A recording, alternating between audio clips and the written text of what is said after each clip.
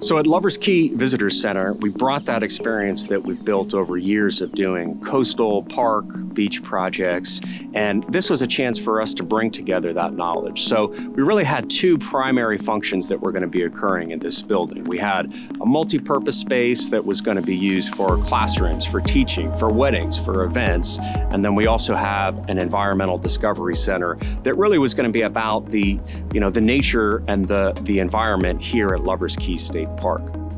So this building is incredibly important for our state park. We're the second most visited state park, and we did not have a facility where visitors could come learn more about the park, learn what recreational opportunities they could do, learn what's blooming, if they spot a bird, what kind of bird is it. So this facility has become a central part to our park and a place for visitors to come not only learn more about the park, discover more of what they can do, but it's also a gathering place.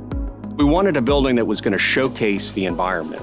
You kind of walk up the ramp of the building, you get 360-degree views, and then as you get to the top of the deck, you really get a nice panorama out across the park looking towards the Gulf. That ramp was formed and poured in one monolithic pour, and that was extremely challenging to form because it starts at the bottom, coils up over the top of itself, so you're basically pouring concrete in a spring shape, and it was a very challenging thing to do, and it turned out very beautiful. Some of the sustainable materials that were used in this project were, of course, the structural concrete that makes up the structure of the building, but then also, even in the finishes, the wood ceiling is actually made from cypress, which is harvested locally here in Florida.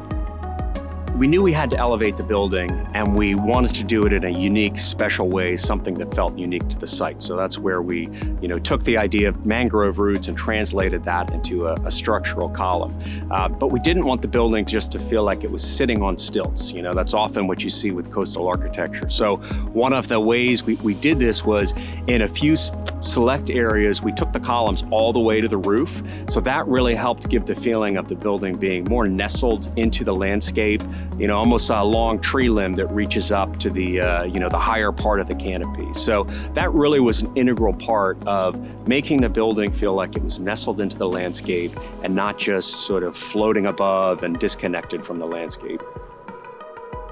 The resiliency of this building's going to stand forever. Yes, there's no question it's going to stand forever. The footings under the columns are just massive footings. The precast structural columns are high strength concrete, with of course structural steel, and they're going to last forever. This elevated slab was poured in one solid pour.